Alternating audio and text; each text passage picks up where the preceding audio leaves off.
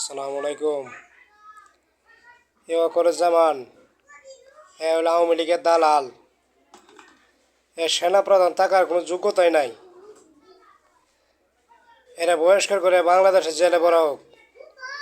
এ আমার টাকা খায়, আমার টাকায় কাপড় পিনতে, আমার টাকায় চলাফেরা করে, অথচ আমার দেশের জনগণের বুকে ছুরি মারে। এ কর্মর বাচ্চার সেনাপ্রধান থাকার কোনো যোগ্যতাই নাই। আমি অন্য অন্য সেনাবাহিনী ভাইদেরকে বিশেষভাবে অনুরোধ করব, এ ওয়াকরুজ্জামান এর জন্য তারা যেন কোনো ইয়া না নেয়। সে তার মুখ থেকে, সে একজন সেনাপ্রধান হয়ে তার মুখ থেকে এরকম মন্তব্য মানায় না। তাতে বোঝা যায় যে স্বৈরাচার সরকার আওয়ামী লীগের দোসর বাংলাদেশে এখনো আছে। এ ওয়াকরুজ্জামান না, পুলিশে আছে, আর্মিতে আছে, র্যাবে আছে, বিডিআর আছে। এটি বাছাই করে স্যার, আপনি দয়া করে এটি বাছাই করে এইরকম যেটি আছে এটি চাকরি চুটাই করেন। আপনি ক্ষমতা থাকাকালে এটি সরাইতে যান। আসসালামু আলাইকুম।